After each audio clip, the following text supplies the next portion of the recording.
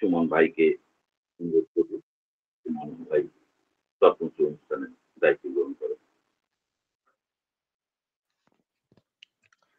ॐ निरञ्जनं नित्यामनन्तरूपं भक्तानुकम्पाधृतविग्रहं वै ईशावतारं परमेशमिड्यं तं रामकृष्णं शिरसा नमामि। ॐ यथाग्निर्दाहिका शक्ति रामकृष्णे स्थिता हिया सर्वविद्या स्वरूपं तं शारदां प्रणमाम्यहम्। ॐ परत्वत्वे सदा लीन रामकृष्णसमागया यो धर्म स्थापनरत वीरेशं तं नमाम्यहम्। वीरेशं तं नमाम्यहम्। শুভ সন্ধ্যা। ঠাকুর শ্রীরামকৃষ্ণ, শ্রী মা সারদা দেবী এবং বীর সন্ন্যাসী স্বামী বিবেকানন্দের রাতুল চরণে ভক্তিপূর্ণ প্রণাম নিবেদন করি।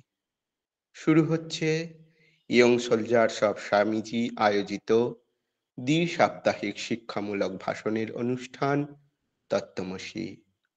উপস্থিত সকলকে ইয়ং সোলজার্স অফ স্বামীজির পক্ষ থেকে স্বাগত জানাই। আজ আমাদের মধ্যে উপস্থিত আছেন বিশিষ্ট শিক্ষাবিদ ও শ্রীরামকৃষ্ণ ভাব প্রচারক শ্রী জীবন বন্দ্যোপাধ্যায় মহাশয়। তাকে আমরা সশ্রদ্ধ প্রণাম জানাই। আজ তার আলোচনার বিষয় স্বামী বিবেকানন্দ আলোকবর্তিকা। অনুষ্ঠান চলাকালীন বক্তা ছাড়া সকলে ভিডিও ও মাইক্রোফোন বন্ধ রাখবেন। বক্তব্য শেষে বিষয়কেন্দ্রিক কোনো প্রশ্ন থাকলে আনমিউট করে করতে পারবেন। এখন পবিত্র বৈদিক শান্তিমন্ত্র পাঠ করবেন যুব সৈনিক শ্রী সুবীর কুমার দাস। নমস্কার। দিব্যত্রয়ী পাদপদ্মে প্রণাম জানিয়ে শ্রদ্ধেয় জীবন স্যারকে আমার আন্তরিক শ্রদ্ধা জানিয়ে শান্তিমন্ত্র পাঠ করছি। ওম শ্রী গুরুভ্যো নমঃ। হরিঃ ওম। सहनावतु सहनौ भुनक्तु सह वीर्यं करवावहै तेजस्विनावधीतमस्तु मा विद्विषावहै। ॐ शान्ति शान्ति शान्तिः।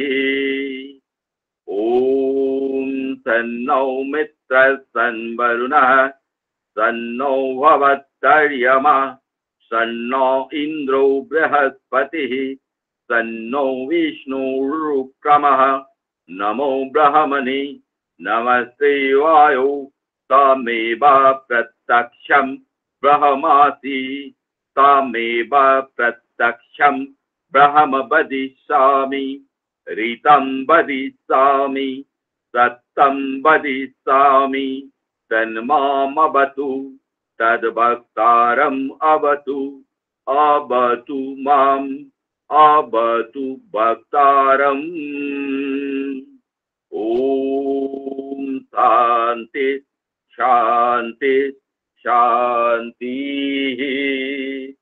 ॐ भद्रं कर्णेभिः शृण्वामदेवाः भद्रं पश्येमाक्षवीर्यजत्राः धैर्यरङ्गैः तुष्टुभागं तस्तनूभिः वसेमदेवहितं यदायुः।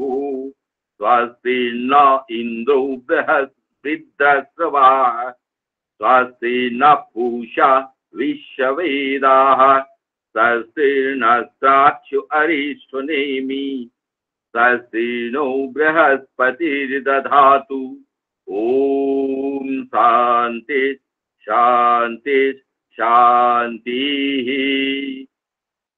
ॐ नमो ब्रह्मणे नमो अस्त्वग्नये नमः पृथिव्यै नमो ओषधिभ्यः नमो वाचै नमो वाचस्पतये नमो विष्णवे बृहते करोमि ॐ शान्ति शान्ति शान्तिः ॐ तच्छयोणाब्रीनिमहे गातुं यज्ञाय गातुं यज्ञपतये दैवी स्वस्तिरस्तु नः स्वस्तिर्मानुषभ्यः ऊर्ध्वं जिगातु भेषजं तन्नो वस्तोदिपदे सञ्चतुष्पदे ॐ शान्ति शान्ति शान्तिः ॐ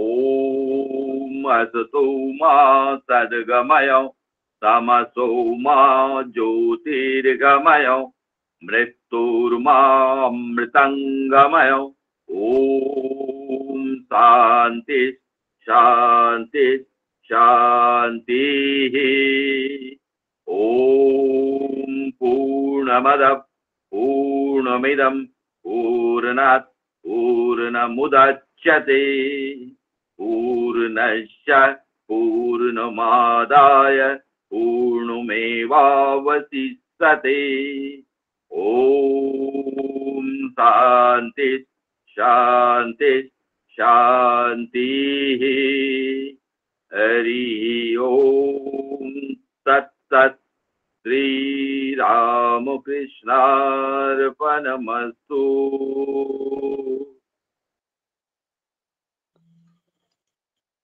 স্বামীজি বলছেন, সিংহ গর্জনে আত্মার মহিমা ঘোষণা করো, জীবকে অভয় দিয়ে বলো, উত্তিষ্ঠত জাগ্রত, প্রাপ্য বরান নিবোধত।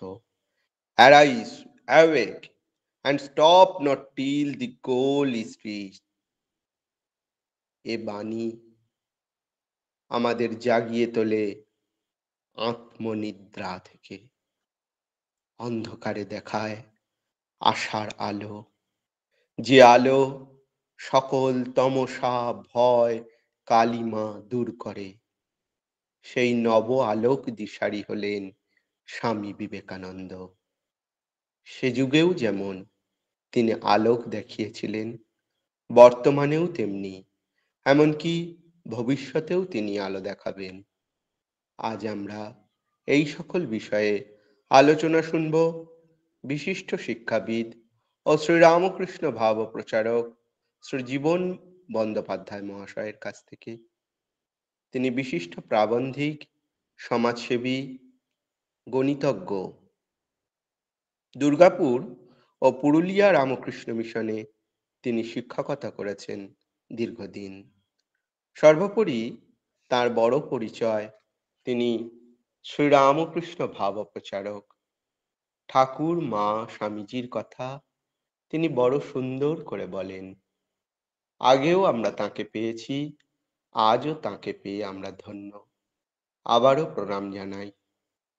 এখন তত্ত্বমসী অনুষ্ঠানে শ্রী বন্দ্যোপাধ্যায়কে অনুরোধ করছি স্বামী বিবেকানন্দ আলোকবর্তিকা এ বিষয়ে বলার জন্য।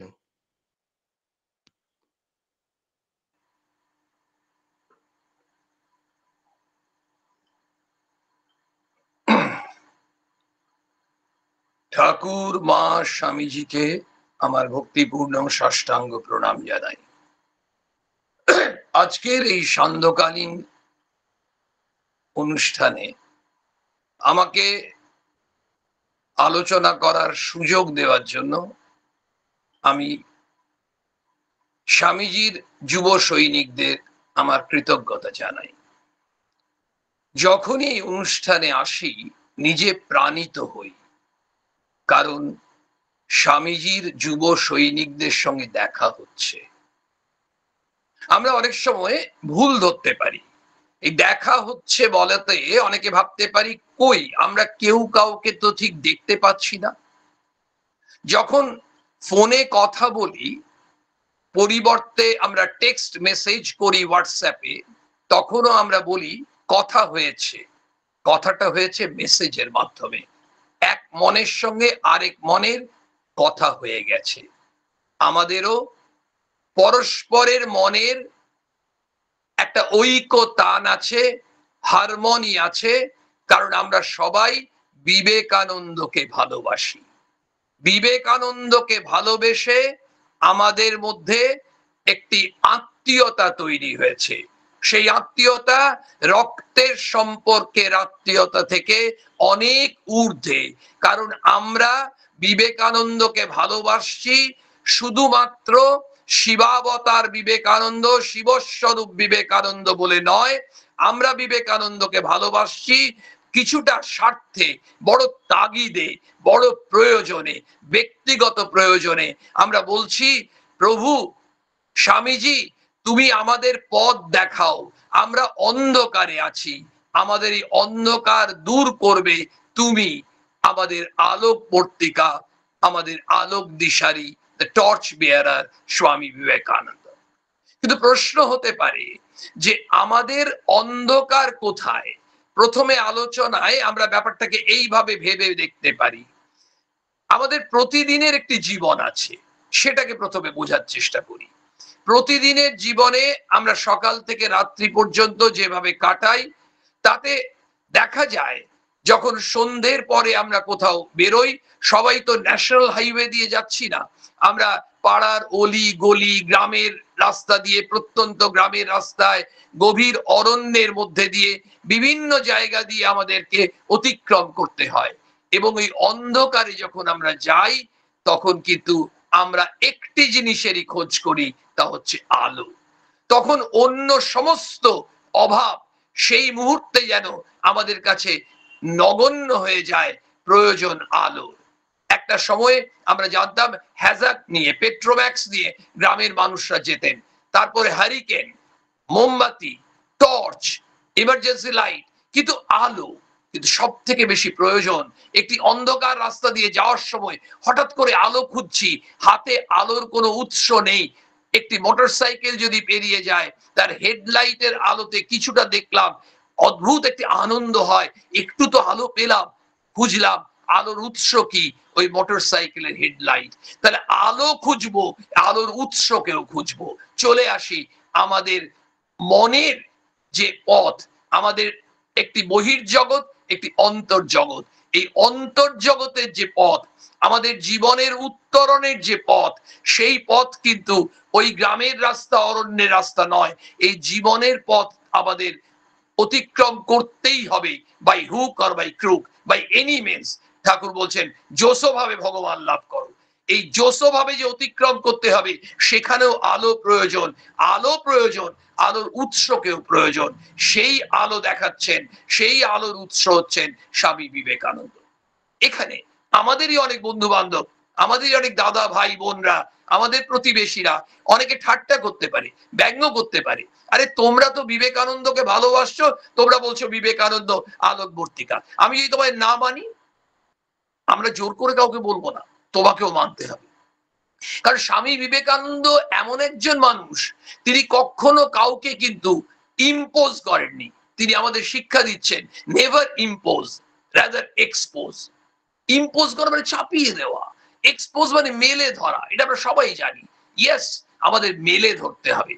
আজকে আমরা যারা এই অনুষ্ঠানে আছি, পরে ইউটিউবের মাধ্যমে যারা শুনবো, একটা বিষয় তো আমরা নিশ্চয়ই অস্বীকার করব না, আমরা কত সময় মানুষকে চাপিয়ে দিই।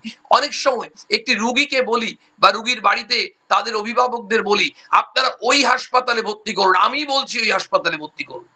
কিন্তু আমি ডিকটেট করার কি? আমি সাজেশন দিতে পারি, কিন্তু তাদের যদি মনে হয় অন্য একটি হাসপাতালে গেলে তাদের আর্থিক সুবিধা আছে, অন্য কিছু সুবিধা আছে, তাহলে আমি তাকে কেন চেপে ধরবো যে আপনি ওই হাসপাতালে যান? তার মানে আমাদের মধ্যে একটি ভাব আছে, ভাবটি হচ্ছে আমি যেটি বলছি সেটি সত্য, এইটা একটি অন্ধকার। সেই অন্ধকারের নাম অহমিকার অন্ধকার। আমাদের মনে হচ্ছিল যে বাড়িতে যখন সন্ধ্যেবেলায় পাওয়ার কাট হয়ে যায় তখন একটি অন্ধকার হয়, তার কারণ হচ্ছে পাওয়ার ফেলিওর হলো, পাওয়ার কাট হলো। তখন যাদের ইনভার্টার আছে ইনভার্টার, যাদের ইনভার্টার নেই ইমার্জেন্সি লাইট, মোমবাতি, কিছু না কিছু একটা জ্বালবে। ঘটনা হচ্ছে আমাদের এই অন্ধকারটা কি, এখানে কোনো পাওয়ার কাট নয়, প্রথম অন্ধকার এলো অহমিকার অন্ধকার।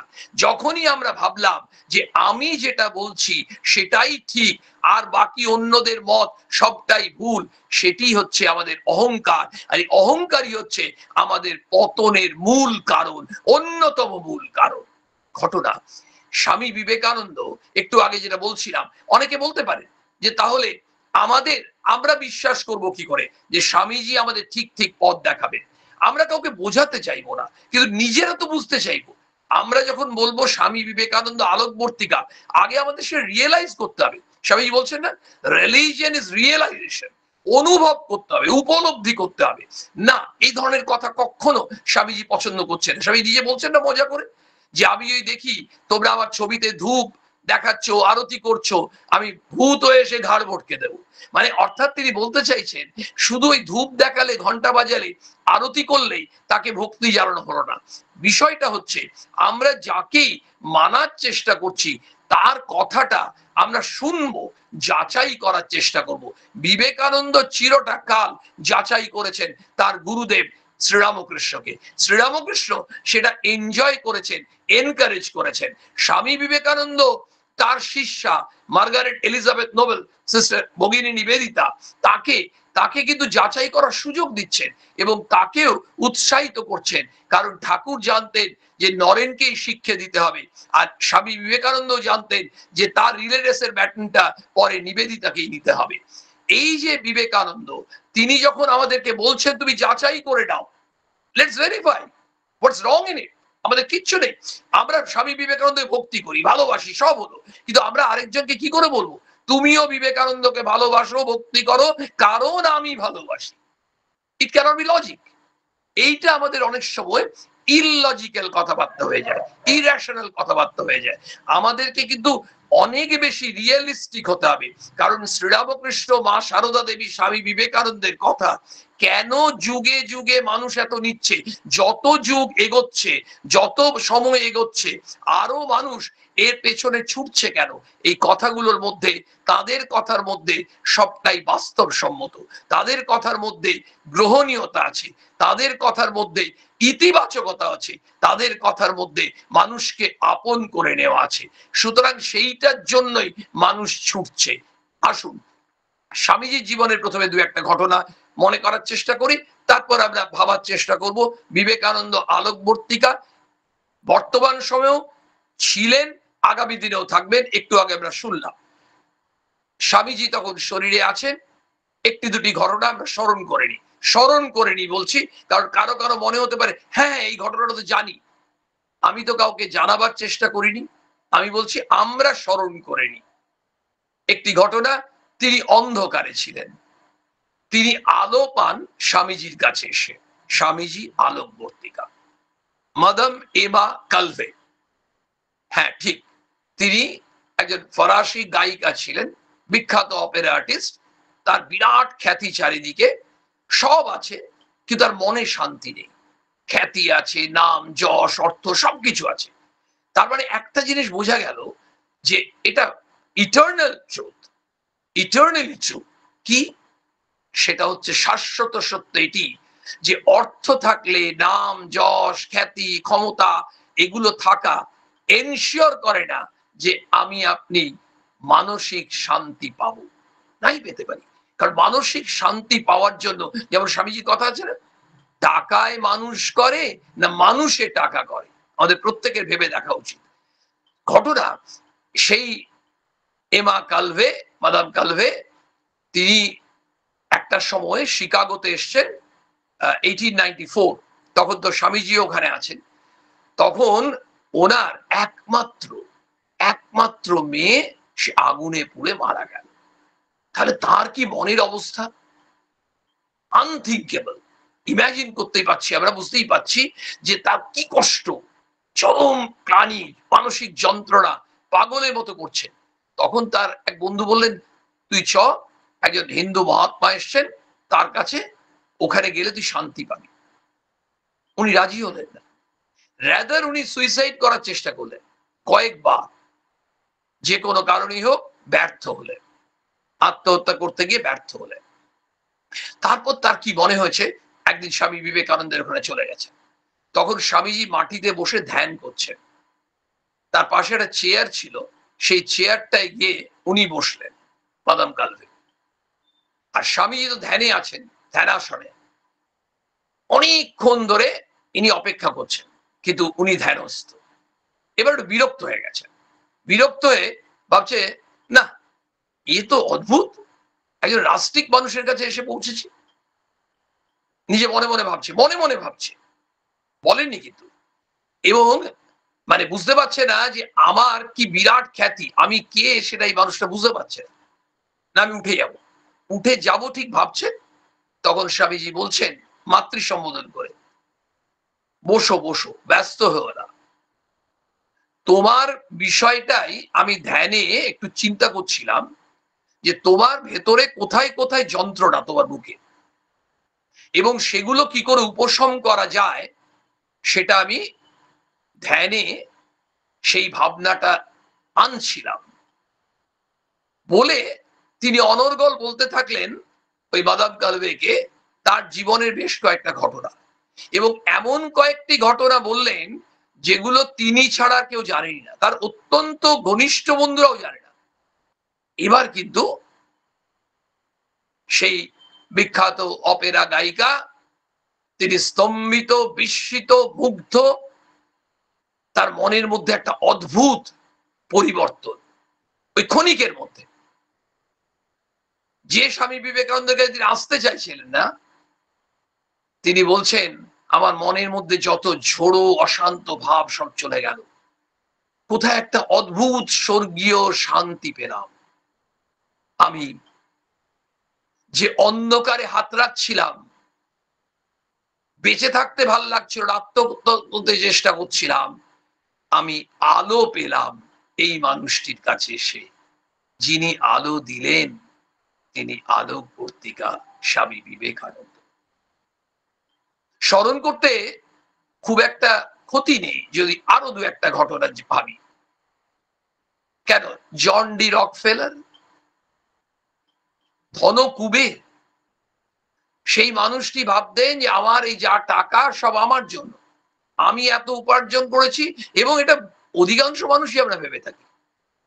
যারা অসম্ভব বিত্তবান মানুষ, প্রচুর অর্থের অধিকারী, তাদের মধ্যে অনেকেরই এই ধরনের মনস্কতা থাকে, আমি কষ্ট করে অর্থ উপার্জন করেছি, এই অর্থ একমাত্র আমি ভোগ করব, অন্য কারোর অধিকার নেই। কিন্তু অদ্ভুত ব্যাপার, স্বামীজি এক জায়গায় বলছেন, তুমি যদি ওই হাতের মুঠোতে ওই চেপে রাখতে চাও, তোমার ঘাড়ে ধাক্কা মেরে কেউ তোমার ওই হাতের মুঠো শিথিল করে দেবে, ওই টাকা বেরিয়ে যাবে। অর্থাৎ যে যতই আটকে রাখতে চান, কোনো না কোনো ভাবে সেই টাকা খরচ হয়ে যায়। সেই জন্য ঠাকুরও বলছেন, টাকা উপার্জন করো, সৎ উপায়ে উপার্জন করো, যতটা তোমার দরকার তুমি রাখো, আর অন্যথায় তুমি উদ্বৃত্ত যেটা থাকছে, তুমি ওই যে কনসেপ্ট তিনি দিয়েছেন, শিব জ্ঞানে জীব সেবা, মানুষের সেবা করো, মানুষকে নারায়ণ বুদ্ধিতে, শিব জ্ঞানে নারায়ণ বুদ্ধিতে তুমি তাকে সেবা করো। এবং সেক্ষেত্রে কিন্তু সেবা করার জন্য কখনো স্বামীজি বলেননি তোমাকে অর্থ দিয়ে করতে হবে, কিন্তু যার অর্থ আছে, আর্থিক ক্ষমতা আছে, তিনি করতেই পারেন। সেই জন্য মাও আমাদের বলেছেন, যার আছে সে মাপো, যার নেই সে জপ, যার আছে সে তুমি দাও, মাপো। ঘটনা হচ্ছে, ওই রকফেলার, তার ধারণা ছিল আমার টাকা আমি রাখবো, কিন্তু যে কোনো ভাবেই হোক, যে কোনো পরিপ্রেক্ষিতে হোক, তিনি কিন্তু স্বামীজির কাছে এসে পড়েন একদিন। স্বামীজি সেদিন চেয়ারে বসে কিছু পড়াশোনা করছিলেন, উল্টো দিকে চেয়ারে এসে উনি বসলেন। স্বামীজি তার দিকে না তাকিয়ে তার সম্বন্ধে এমন কিছু ঘটনা বলতে থাকলেন, রকফেলারের মতো দাম্ভিক মানুষ, দৃঢ়চেতা মানুষ, যাকে কেউ ডিকটেট করার ক্ষমতা নেই, সেই রকফেলার ভাবতে থাকলেন এগুলো উনি কি করে বলছেন। আমার এই ঘটনাগুলো তো টপ সিক্রেট, কারোর তো জানার কথা না, উনি তো আমাকে চেনেনই না। কিন্তু যে কোনো কারণেই হোক, তার ওই যে দম্ভ, তাকে কিন্তু, তার মাথা কিন্তু নত হলো না। তিনি কোন রকম আসছি মানে বিদায় নিচ্ছি সে ধরনের সম্ভাষণ না করেই তিনি বেরিয়ে চলে গেলেন। এবং সেখানে কিন্তু স্বামীজি বলেছিলেন যে দেখো, তোমার এই যে এত টাকা, এই টাকা কিন্তু তোমার জন্য নয়, তোমার কাছে গচ্ছিত আছে মাত্র, এটা মনে রেখো। এই টাকা মানুষের সেবায় লাগবে। স্বামী বিবেকানন্দ এত বড় কথা বলছেন রকফেলারকে, রকফেলার সেটা শুনলেন, কিন্তু তার ভেতরে ভেতরে কি অনুভূতি হচ্ছে আমরা আন্দাজও করতে পারবো না। চলে এলেন, কয়েকদিন পরে তিনি আবার এলেন স্বামীজির কাছে, এবার কিন্তু একটি নিউজ পেপার নিয়ে, এবং নিউজ পেপারটি স্বামীজির সামনে ফেলে দিলেন।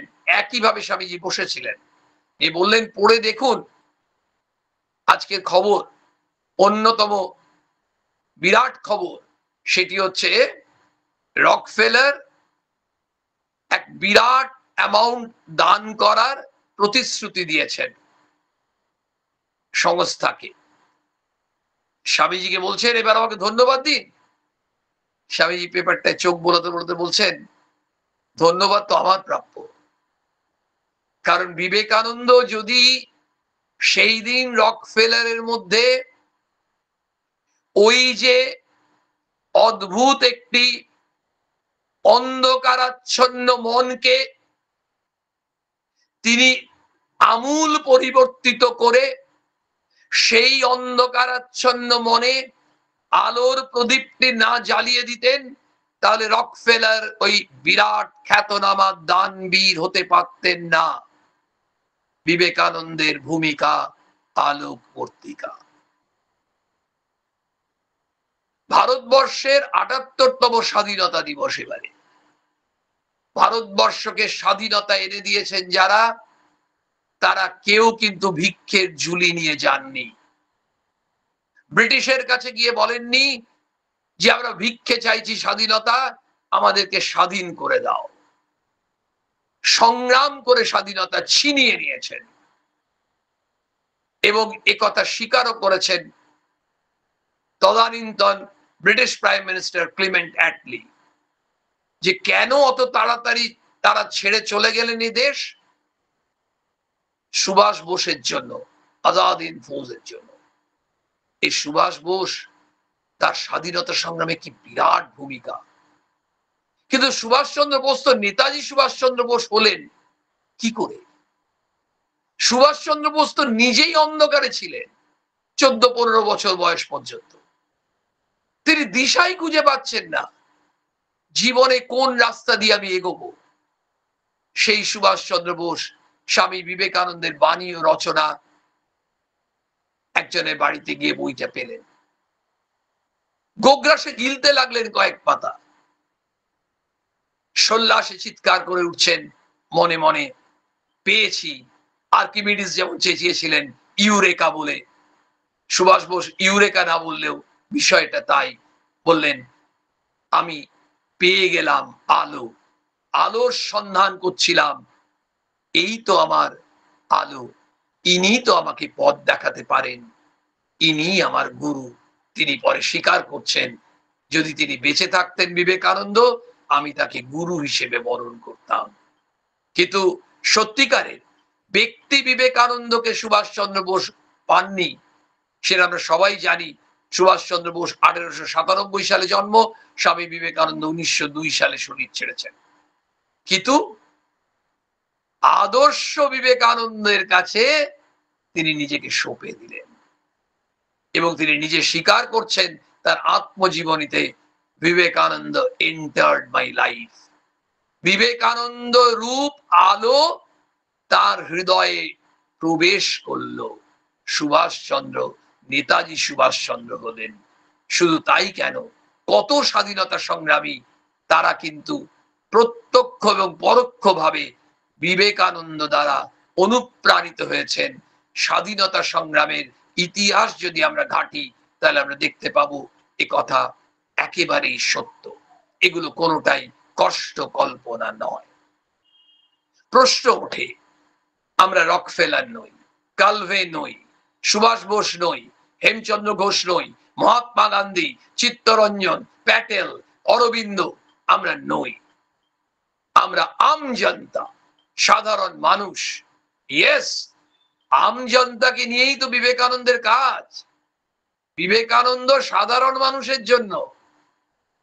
অনেক সময় অনেকে বলেন শ্রীরামকৃষ্ণ তাদের জন্য, কেউ কেউ বলেন কেন সন্ন্যাসীদের জন্য? রামকৃষ্ণ মিশন, সেখানে তো মূল তো সন্ন্যাসীরা, গৃহীরাও আছেন, আমরাও আছি। অনেকে বলেন ঠাকুর সন্ন্যাসীদের জন্য এসছেন, অনেকে বলেন ঠাকুর গৃহীদের জন্য এসছেন। আমি যদি ভুল না বলছি, সম্ভবত স্বামী গম্ভীরানন্দজি মহারাজ বলেছিলেন যে ঠাকুর সন্ন্যাসীদের জন্য আসেননি, গৃহীদের জন্য আসেননি, তাদের জন্য এসছেন যারা আন্তরিকভাবে ব্যাকুল হয়ে ঈশ্বর লাভ করতে চায়। সেই জন্য মাদ নয়। সেই জন্য বিবেকানন্দ আমাদেরকে কিভাবে প্রাণিত করছেন, আমরা কিভাবে বিবেকানন্দ কাজের সঙ্গে নিজেকে যুক্ত থাকব। আমরা মাঝে মাঝে অন্ধকারে থাকি, কারণ আমাদের নিজেদের মধ্যেই দ্বন্দ্ব হয়, তর্ক হয়। আরে তুই ওই কাজটা করছিস, এটা বিবেকানন্দের কাজ। বিবেকানন্দের গুরু ভাইরা বিবেকানন্দের সঙ্গে তর্ক করেছিলেন, বলেছিলেন তুমি যে কাজগুলো করছো, যেভাবে কাজ করছো, এটা কি ঠাকুরের ভাব ছিল? তখন স্বামীজি বলেননি, বলেছিলেন তোরা ঠাকুরকে কি ওই সামান্য গণ্ডির মধ্যে বেঁধে রাখবি? অনন্ত ভাবময় শ্রীরামকৃষ্ণ, তার এই উদার ভাব আমি পৃথিবীময় ছড়িয়ে দেব। এই অনন্ত ভাবময় শ্রীরামকৃষ্ণের হাতে তৈরি তার প্রধানতম যন্ত্র নরেন্দ্রনাথ থেকে বিবেকানন্দে উত্তরিত করছেন যিনি, সেই বিবেকানন্দ আমাদেরকেও ওই একইভাবে বোঝাতে চেষ্টা করছেন যে বিবেকানন্দর ভাব কোনো সংকীর্ণ ভাব নয়। বিবেকানন্দের কাজ কোনো স্পেসিফিক কাজ নয়। আমরা যখন কোনো ইনস্ট্রুমেন্ট কিনি, অনেক সময় দেখবেন থার্মোফ্লাস্ক কিনছি কিংবা হয়তো অন্য কোনো গ্যাজেট কিনছি, আমরা দেখি ওখানে আইএসআই মার্ক আছে কিনা। এই আইএসআই মার্ক বা আগ মার্কা তেল দেখতে পারি, ওখানে আমরা নিশ্চয়ই ওই ধরনের স্ট্যাম্প আছে কিনা দেখব। কিন্তু বিবেকানন্দের কাজ কোনো পার্টিকুলার মার্কিং নেই। তাহলে আইডেন্টিফাই করব কি করে আমরা বিবেকানন্দের কাজ করছি কিনা? স্বামী বীরেশ্বরানন্দজি মহারাজ খুব সুন্দর বলেছেন, বলছেন যে কোনো ভালো কাজই স্বামীজির কাজ। তার মানে যে কোনো নিঃস্বার্থ কাজই স্বামীজির কাজ। স্বামীজি আমাদেরকে অন্ধকার থেকে আলো দেখাবেন। আলোচনায় এসেছিল অহমিকার অন্ধকার, কথা প্রসঙ্গে এলো যে কোনো নিঃস্বার্থ কাজই স্বামীজির কাজ। Yes, it is very much true. Swami Vivekananda আমাদের স্বার্থপরতার অন্ধকার থেকে বার করে নিয়ে এসে নিঃস্বার্থপরতার আলোটি নিয়ে আমাদেরকে দেখাচ্ছেন এই হচ্ছে পথ, তোরা এই পথে এগিয়ে যা। আর এগিয়ে যাওয়ার জন্য তোদের শক্তি দরকার।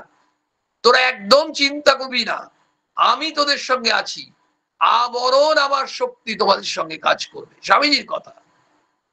এই যে স্বামীজির শক্তি আমাদের সঙ্গে কাজ করবে যখন আমরা নিঃস্বার্থপর হব, যখন আমরা উদার হব, যখন আমরা পবিত্র হব, যখন আমরা আন্তরিক হব, যখন আমরা মানুষকে ভালোবেসে কাজ করব। এই ভালোবাসার কথা বিবেকানন্দ বারবার উচ্চারণ করছেন। বিবেকানন্দের মন্ত্র মানে ভালোবাসার মন্ত্র, বিবেকানন্দের মন্ত্র মানে আত্মবিশ্বাসের মন্ত্র, সাহসিকতার মন্ত্র, নির্ভীকতার মন্ত্র। এই বিবেকানন্দ আত্মবিশ্বাসী করছেন, আমাদের আত্মনির্ভরশীল করছেন। তার ফলে কোন অন্ধকার থেকে আমরা বেরোবো? বিবেকানন্দ এখানে আলোকবর্তিকার কোন ভূমিকায় তিনি তার রোল প্লে করবেন। আমরা বহু মানুষ আজকে একটি রোগের শিকার, irrespective of age, caste, creed, religion, community, monetary status, education level. Yes, we are suffering from কি ডিপ্রেশন, মেন্টাল ডিপ্রেশন। যারা বসে আছে, যারা এই অনুষ্ঠান শুনছে, তোমরা শুনছো, আপনারা শুনছেন, একটা কথা আমার মনে হয় আপনারা অকপটে আমার সঙ্গে একমত অনেকেই হবেন। ইয়েস, মেন্টাল ডিপ্রেশনের শিকার। কেউ বলবে আরে আমার ফ্যাক্টরিতে আমার 2-3 জন কলিগ, কেউ বলবে আমার বসের ছেলেটা, কেউ বলবে আমার প্রতিবেশীর মেয়েটা, কেউ বলবে আমার ভাইপো। ইয়েস, এবং তারা ছুটছে সাইকিয়াট্রিস্টের কাছে। কেন? ইয়েস, ট্রিটমেন্ট ইজ রিকোয়ার্ড, সবাই সুস্থ হতে চায়, কিন্তু এই ডিপ্রেশন, এই মানসিক অবসাদ এর শিকার হচ্ছে কেন? কারণ হতাশা, নিজের উপর বিশ্বাস নেই। স্বামীজি বলছেন তোমার মধ্যে অনন্ত শক্তি আছে, অনন্তের তুমি অধিকারী, প্রেম সিন্ধু হৃদয়ে বিদ্যমান, দাও দাও যে বা ফিরে চায়, তার সিন্ধু বিন্দু হয়ে যান। অনন্তের তুমি অধিকারী, তোমার মধ্যে অনন্ত শক্তি আছে, অনন্ত সম্ভাবনা আছে, অনন্ত পবিত্রতা আছে, অনন্ত আত্মবিশ্বাস আছে, অনন্ত ভালোবাসা আছে, অনন্ত শক্তি আছে। তুমি নিজেকে চেনো না, তাই তুমি ভেড়া হয়ে থাকো। তুমি সিংহ, তুমি একজন সিংহী, তুমি ভেড়া বা ভেড়ি নও। ঠাকুর স্বামী সেই বিখ্যাত গল্প আমরা সবাই জানি, সেই গল্পটা আর আনলাম না, ওই সিংহ ভেড়া, সিংহী ভেড়ার গল্প। ঘটনা হচ্ছে যে আমরা শুধু মনে করার চেষ্টা করব যে আমার মধ্যে অনন্ত শক্তি আছে, হতাশা পালাবে। ইয়েস, যখন আমরা দরজা খুলি, কখন দরজা খুলি? দরজা তো বন্ধ থাকে বাড়ি। দরজা খুলি যখন কেউ দরজায় নক করে, কড়া নাড়ে, কলিং বেল টেপে, কিন্তু আমরা ইমিডিয়েটলি এসে দরজা খুলি না। আমরা জিজ্ঞেস করি কে, তারপর দরজা খুলি। একজন অমনি ভাবে দরজা খুলতে এসেছিল, যখন কলিং বেল টিপেছে, বলছে কে, সেই দরজাটা কিন্তু বাড়ির দরজা নয়, মনের দরজা। খুলতে এসেছিল, খুলে দেখছে নেই। যে কলিং বেল টিপেছে সে পালিয়ে গেছে, কারণ এ গর্জন করেছে সিংহের মতো। কে? যে কড়া নাড়তে এসেছিল মনের দরজা, তার নাম ভয়। আর যে দরজা খুলতে এসেছিল তার নাম বিশ্বাস, আত্মবিশ্বাস। যার আত্মবিশ্বাস থাকবে, আত্মবিশ্বাসী মানুষকে দেখে ভয় পলাতকের ভূমিকা নেয়, ভয় পালিয়ে যায়। সে ভয় কিসের ভয়? যে কোনো রকম ভয়।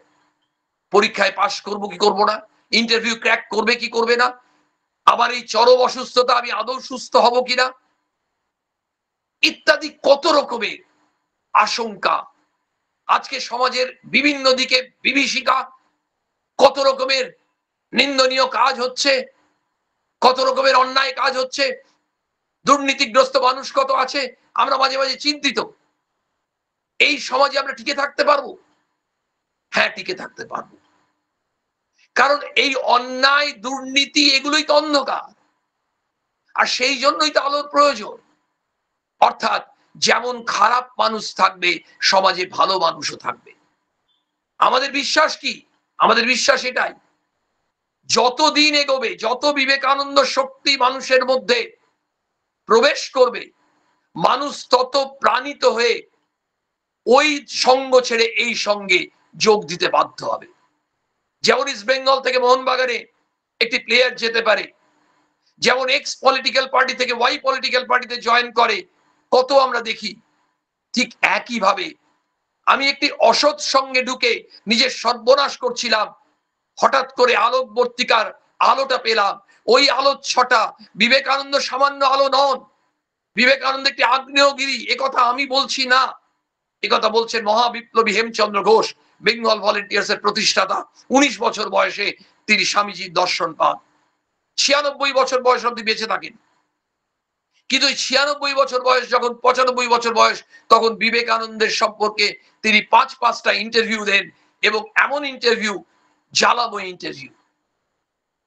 সেই অন্যতম সাক্ষাৎকারে তিনি বলছেন বিবেকানন্দ একটি আগ্নেয়গিরি, সেই আগ্নেয়গিরি একটি স্ফুলিঙ্গ আমাদের মধ্যে প্রবেশ করেছিল, আমরা কেউ নিষ্ক্রিয় থাকতে পারিনি। তাহলে ওই বিবেকানন্দ নামক আগ্নেয়গিরির স্ফুলিঙ্গ তো আমাদের মধ্যেও প্রবেশ করছে, আমাদেরকেও সক্রিয় হতে হবে এবং সক্রিয় হবই। ইয়াং সোলজার্স অফ স্বামীজি, কি অসাধারণ নাম! যারা ভাবছে আমি স্বামীজি সোলজার। আর ইয়াং মানে কি? ইয়াং মানে আমরা বলছি ওই বয়স যেটা আমাদের ইউথ এজ গ্রুপ আছে, যেটা আমরা নর্মালি 18 থেকে 33 বা 35 বলে থাকি। কেন? কেশের পরে পাক ধরেছে বটে, তাহার পরে নজর এত কেন? পাড়ার যত ছেলে এবং বুড়ো, সবার আমি এক বয়সী চেন। কবিগুরু কি সুন্দর বললেন। ঘটনা হচ্ছে যে আমাদের বয়স দুটো, একটা বায়োলজিক্যাল এজ আর যেটা মনের বয়স। একজন 70 বছরের মানুষ, 80 বছরের মানুষ, তিনি একটি তরুণের থেকেও অনেক বেশি তার তারুণ্য থাকতে পারে। আর 18 বছরের যুবক, তিনি ঝিমিয়ে থাকতে পারেন। সেই যুবকটি ঝিমিয়ে থাকতে পারে তার মনের মধ্যে যদি সেই তেজ সাহস না থাকে, তার মনের মধ্যে সেই উদারতা না থাকে, তার মনের মধ্যে যদি পরোপকার করার ইচ্ছে না থাকে, তার মনের মধ্যে যদি নিঃস্বার্থপরতা না থাকে, তখনই সে নিস্তেজ হয়ে যাবে। যখন তুমি নিঃস্বার্থপর, স্বামীজির কথা, তখন তুমি শক্তিমান। তোমার সঙ্গে বহু মানুষ আছে, আমরা যে কেউ বিশ্বাস করব না, কিন্তু যে কেউ যাচাই করে দেখব কতটা সত্য। বিশ্বাস হয় নাও করতে পারি।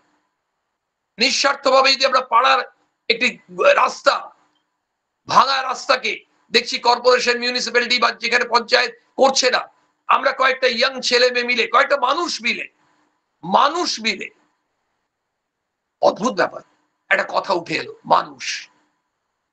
কারণ আমাদের মধ্যে যখন ওই পাশবিক প্রবৃত্তিটি জেগে ওঠে, তখন আমরা মানুষ থাকি আকৃতিতে, প্রকৃতিতে নয়।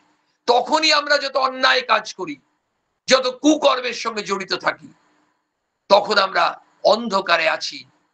মনুষ্যত্ব নামক আলো এসে আমাদেরকে ওই অন্ধকার কাটাবে বলেই স্বামীজি বলেছিলেন, মা আমায় মনুষ্যত্ব দাও, আমায় মানুষ করো। স্বামীজির সঙ্গে সঙ্গে আমরা প্রতিদিন এই প্রার্থনা করব, আমায় মানুষ করো। আমরা প্রার্থনা করি আমার চাকরির প্রমোশনের জন্য, আমরা প্রার্থনা করি 1 BHK থেকে 2 BHK ফ্ল্যাটের জন্য, আমরা প্রার্থনা করি জমিটা পাস হয়ে যায় যেন আমার নামে, আমরা প্রার্থনা করি আমার ছেলেটি যেন একটি ভালো চাকরি পেতে পারে। কোনোটাই আমরা অন্যায় বলছি না, অনুচিত বলছি না, করতে পারি। কিন্তু একটা প্রার্থনা তো আমরা প্রতিদিন করতে পারি। যেমন সকলের কল্যাণ প্রার্থনা, সকলের মঙ্গল প্রার্থনা করব, তেমনি আমায় মানুষ করো। আর যদি আমায় মানুষ করো, মানুষ হতে পারি, তবেই তো আমি সকলের মঙ্গল প্রার্থনা করব। আমি অমানুষ হলে আমি তো শুধু নিজের কল্যাণ প্রার্থনা করব। একটি মানুষ সকলের কল্যাণ চায়, একটি অমানুষ সে শুধু তার কল্যাণ চায়। সেই জন্য স্বামীজি বারবার বলছেন, প্রার্থনা করো, আমায় মানুষ করো। এই আলো দেখাচ্ছেন, মনুষ্যত্বের আলো। এই মনুষ্যত্বের আলো যখন আমাদের মধ্যে জ্বলে উঠবে, দপ করে নিভে গেলে হবে না, এই আলোটি সবসময় জ্বলবে। সেই আলোটি সবসময় জ্বালিয়ে রাখবেন। ওই মশাল নিয়ে ঘুরে বেড়াচ্ছেন, প্রত্যেকের ভেতরে ঢোকার জন্য ঘুরে বেড়াচ্ছেন, এও ঢুকে পড়ছেন। তিনি হচ্ছেন স্বামী বিবেকানন্দ, আলোক বর্তিকা। আজকের আলোচনার বিষয়ে অদ্ভুতভাবে বিষয়টি কিন্তু আমার খুব ভালো লাগলো। শিরোনামটি আমি জানি, আমার ধারণা এখানে যারা আছে অনেকেরই শিরোনামটি খুব অ্যাট্রাকটিভ লাগছে, কিন্তু ওই অ্যাট্রাকশনে কিচ্ছু হবে না। বেসিক্যালি আমাদের হতে হবে, আমাদের ওই আগুনের আঁচ পোয়াতে হবে। গ্যাসের আগুনে, একসময় উনুনের আগুনে, স্টোভের আগুনে মানুষ রুটি করেছেন, করছেন, তেমনি ওই রুটিটা ফুলে ওঠে। ওই যে রুটিটা বেলা হয় সেটা কিন্তু ফোলেনি, আগুনের আঁচ পেয়ে ফুলে ওঠে। ওই বিবেকানন্দ নামক আগুন, বিবেকানন্দ নামক আলো, ওই আগুনের আঁচ, ওই আলোয় আলোকিত হয়ে আমাদের বিবেক জাগ্রত হবে। তখন কিন্তু আমরা ফুলে উঠব, অহংকারে নয়, আমাদের হৃদয়টি বড় হবে। বিবেকানন্দের কথা, এক্সপ্যানশন ইজ লাইট, এটাই তো আলো। বিবেকানন্দ আলো দেখাচ্ছেন তো। আরে তোমরা জীবনটাকে কি ভাবছো, কি কিছু কতগুলো পার্টি করা, কিবা কি প্রচুর অর্থ রোজগার করা, ব্যাংক ব্যালেন্স বাড়ানো, নাম খ্যাতি, মন্ত্রী হওয়া, নেতা হওয়া। স্বামীজি অ্যালার্ট করে দিচ্ছে, সচেতন করছে। যেমন 440 ভোল্ট লেখা থাকে অনেক জায়গায়, সেখানে লেখা থাকে ডেঞ্জার। ইয়েস, ঘটনা হচ্ছে এই যে ডেঞ্জার, আমাদেরকে বলছেন তুমি নেতা হতে যেও না। কিন্তু অনেকের মধ্যে নেতা হওয়ার ইচ্ছে আছে, তারা বিবেকানন্দকে কেন শুনবেন? শুনবেন, উনি বলছেন নেতা হতে যেও না, সেবক হও। কে কে সর্দার? বলছে যে সিরদার সেই সর্দার। হও না নেতা। তুই মানুষের জন্য নিজে আত্মবলিদান করতে এগোতে পারবে কিনা দেখো, তাহলে তুমি নেতা। স্বামীজি কাউকে নেতা হতে বারণ করছেন না, তো তার মধ্যে সেবার মনোবৃত্তি থাকবে। তাহলে ওই নেতার মধ্যে, তার মধ্যে তিনি একটি আলো ঢোকাতে চাইছেন। সেই আলোটা হচ্ছে তুমি মানুষের জন্য ভাবো, তুমি অন্যের জন্য ভাবো। যখন তুমি অপরের জন্য ভাবতে শিখবে, তখনই তুমি বেঁচে আছো। অন্যথায় বেঁচে থেকেও তুমি মৃতপ্রায়। এই যে ভাবনাটা, এই ভাবনাটা আলোকবর্তিকার ভাবনা। এই ভাবনা আমরা পারবো না। কথা উঠেছিল সাধারণ মানুষের জন্য বিবেকানন্দ কি ভাবছেন। সাধারণ মানুষের জন্যই তো, আমাদেরকেই তো আলোটা দেখাচ্ছে। আমরাই তো মিলে যাব আরো বহু মানুষের সঙ্গে। সেই জন্য স্বামীজি বললেন, যারা দরিদ্র, যারা অজ্ঞ, যারা নিপীড়িত, তাদের জন্য অনুভব করো। এমন অনুভব করো যেন তোমার মাথাটা ঘুরতে থাকবে, হৃদয় রুদ্ধ হয়ে যাবে। তখন তুমি ভগবানের চরণে গিয়ে কাঁদবে, ভগবান তোমাকে অদম্য শক্তি দেবে। মানুষের জন্য ভাবতে বলছেন। এই মানুষের জন্য সেই ভাবতে পারে, তিনি ভাবতে পারেন যিনি একা বাঁচতে চান না, সবাইকে নিয়ে বাঁচতে চান। সেই জন্যই স্বামীজি বললেন, তার বিখ্যাত কথা আমরা জানি, they alone live who live for others.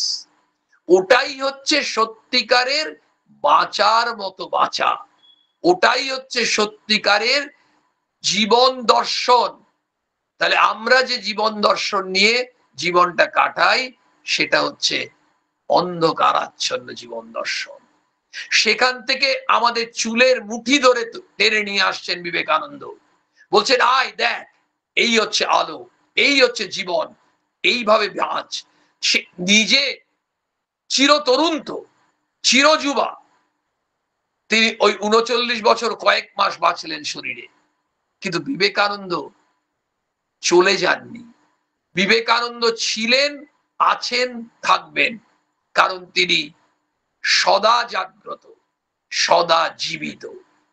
আমাদের প্রত্যেকের মধ্যেই বিবেকানন্দ প্রবেশ করছেন।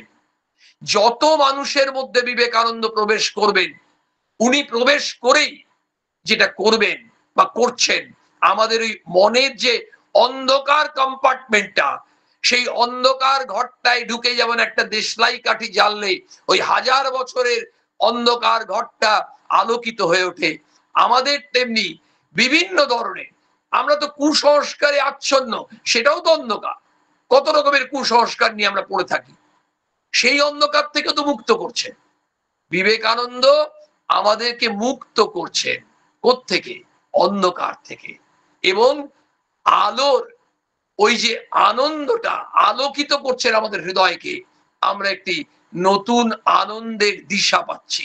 সুভাষচন্দ্র দিশা পেয়েছেন, আরো অনেক ঘটনা আলোচনা হলো। তেমনি বহু খেলোয়াড়, শিক্ষাবিদ, রাজনীতিবিদ, বিভিন্ন পেশার মানুষ, একটি রাস্তার ভিখিরি, যে কোনো জায়গায় আমরা দেখতে পাচ্ছি বিবেকানন্দ ঢুকে পড়ছেন।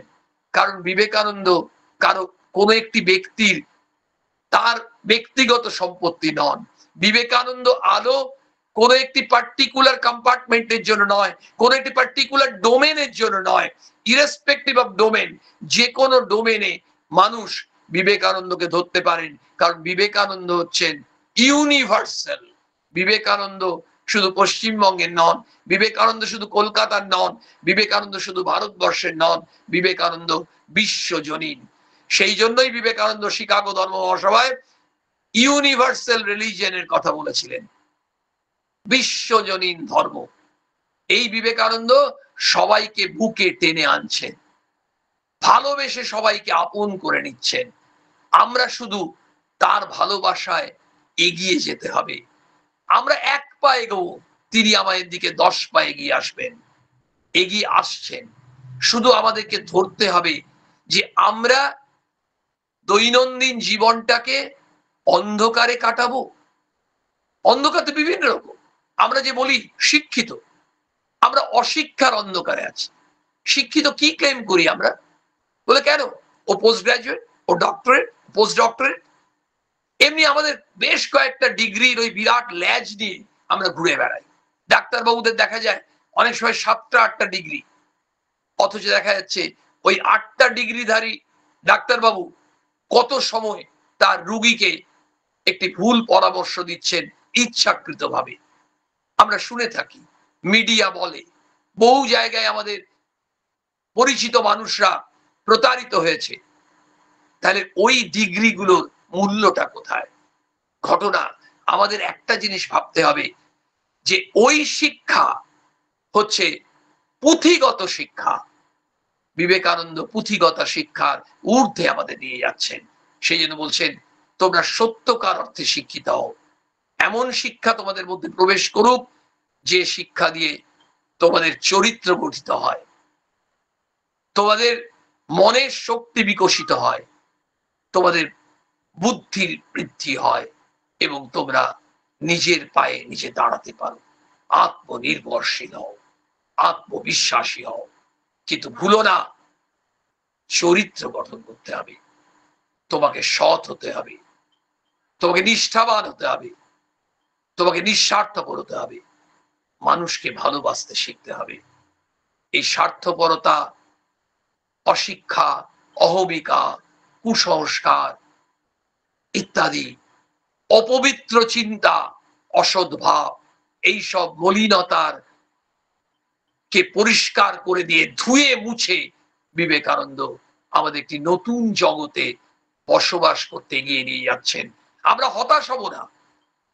সমাজের যে কোনো অবস্থায়, যে কোনো পরিস্থিতিতে বহু অঘটন ঘটতে পারে, কিন্তু আমাদের যেটা প্রয়োজন সেটা হচ্ছে আমরা এই সবাই ভেঙে পড়ি, সমাজ ভেঙে পড়বে। আমাদের এগোতে হবে।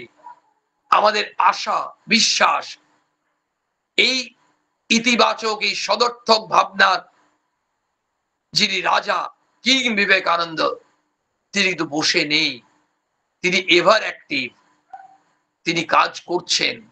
কিন্তু অনেক সময় কাজের রেজাল্ট পেতে দেরি হয়, কারণ যখন আমরা অনেক নিচে নেমে আছি, সেখান থেকে উঠতে গেলে আমাদের সময় লাগবে। যেমন 1 নম্বর সিঁড়ি থেকে 2200 সিঁড়ি যখন আমরা উঠতে চাইবো, তত্ত্বরিয়ে পারবো না, অনেক সময় লাগবে। কিন্তু আমাদের এগোতে হবে। চরই বেতি, চরই বেতি, স্বামীজির কথা একটু আগে শুনেছিলাম, arise awake and stop not till the goal is reached। কিন্তু আমরা যে থামবো না, লক্ষ্যের দিকে এগোবো, অন্ধকারে কোন দিকে পড়ে যাব তার ঠিক নেই। সেই জন্য প্রয়োজন আলোক দিশারি, আলোকবর্তিকা, টর্চ বেয়ারার বিবেকানন্দকে। স্বামীজির চরণে প্রার্থনা জানাই, আমাদের অন্ধকার কাটিয়ে দাও, আমাদের মানুষ করো।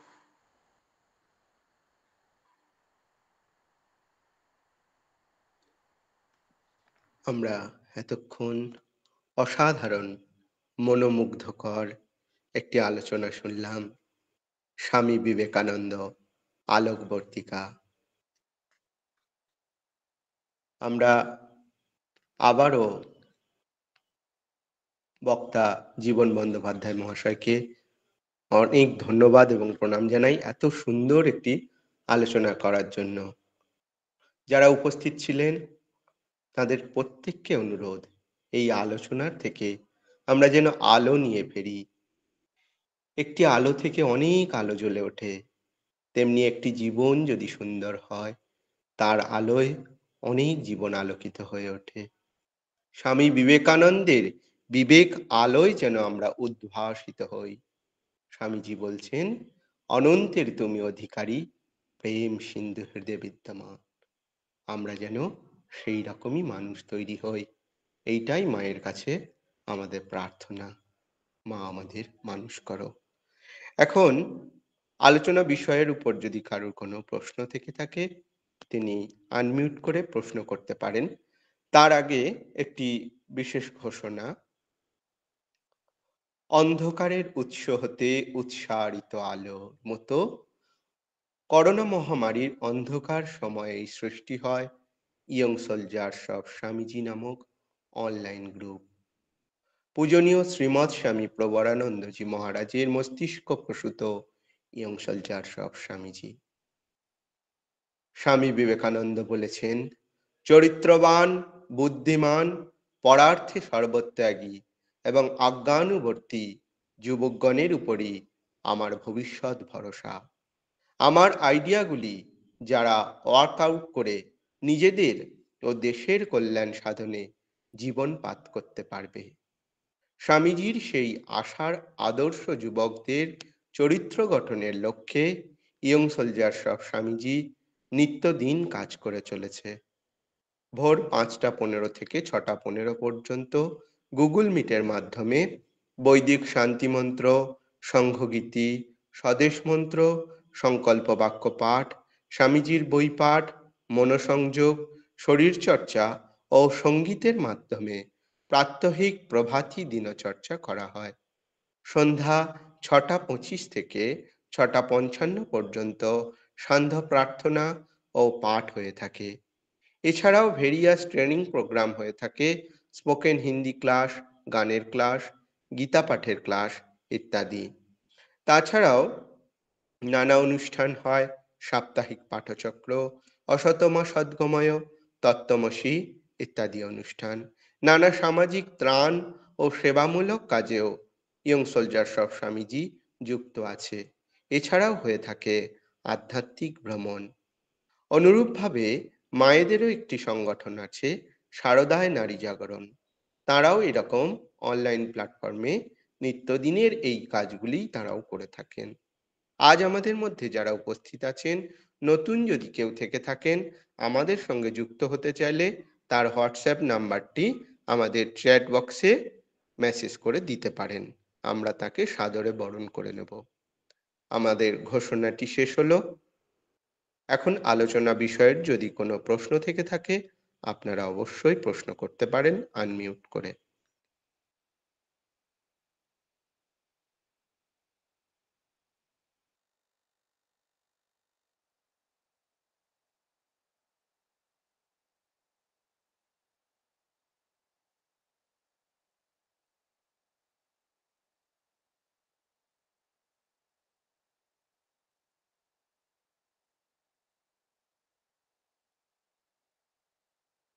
প্রশ্ন যদি না থেকে থাকে, তাহলে আমরা ধন্যবাদ জ্ঞাপনের দিকে এগোবো।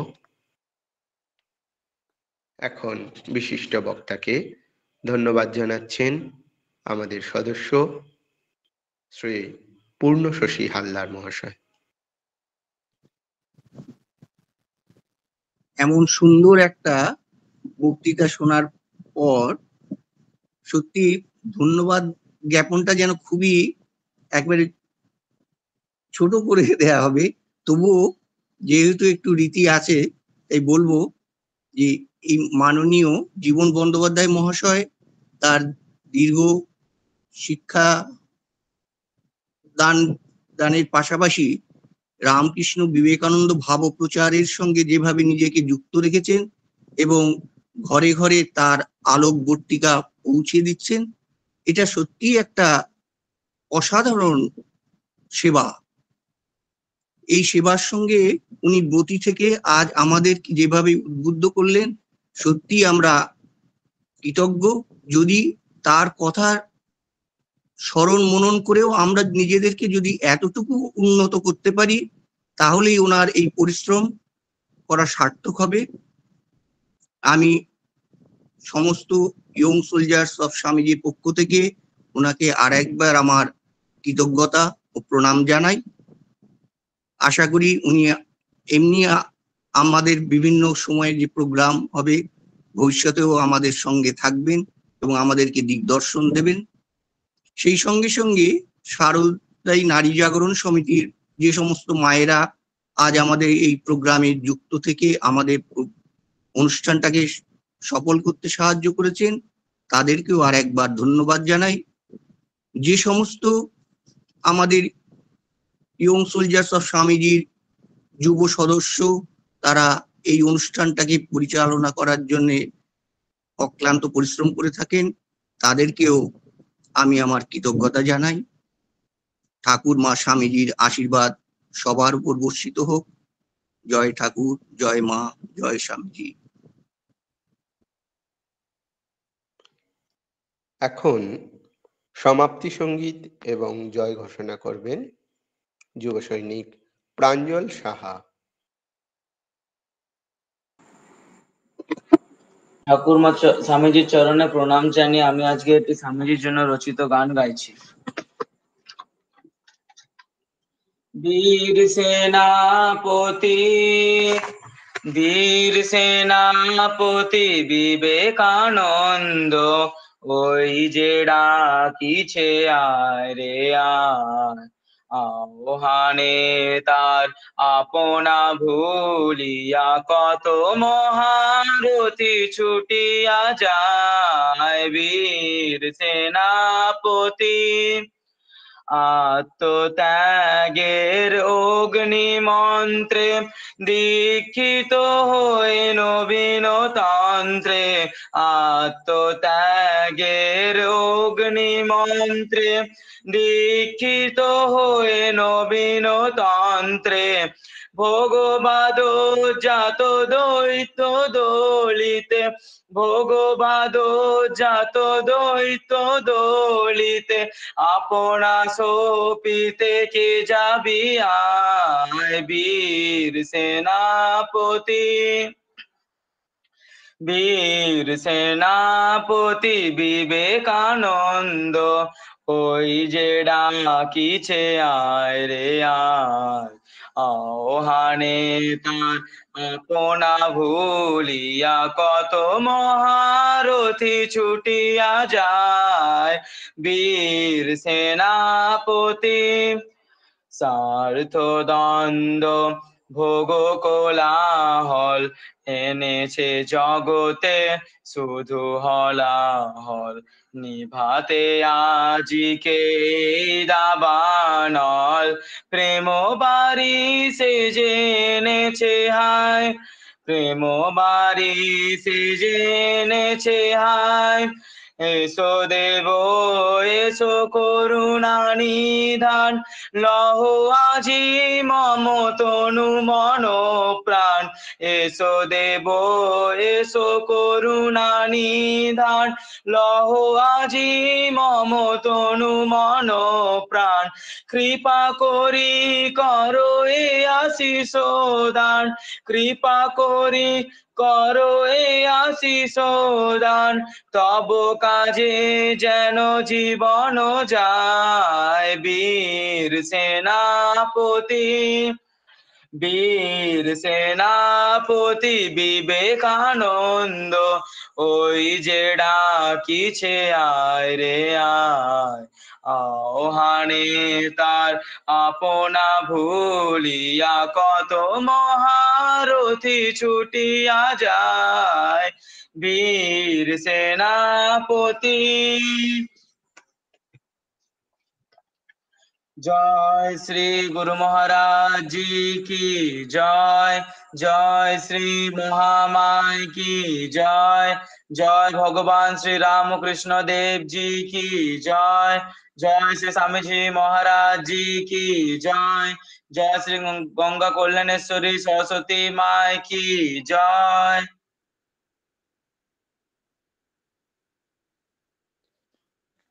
এখানেই আমাদের দ্বি-সাপ্তাহিক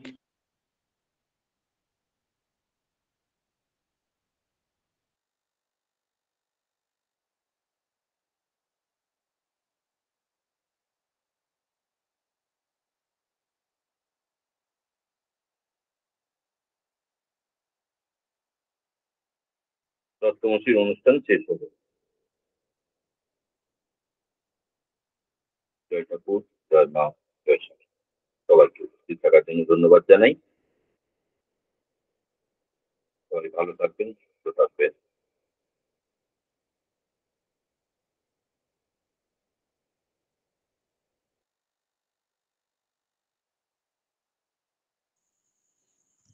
আমার ব্রত কথাটা ভালো হলো না সুবীর বাবু। সুমনদা কি হলো? সুমনদার কথাটা আটকে গেল কেন? সুমনদার রেকর্ডিংও বোধহয় এখন অফ করা হয়নি। কে করছিল? মহাদেব দা? আমরা এখন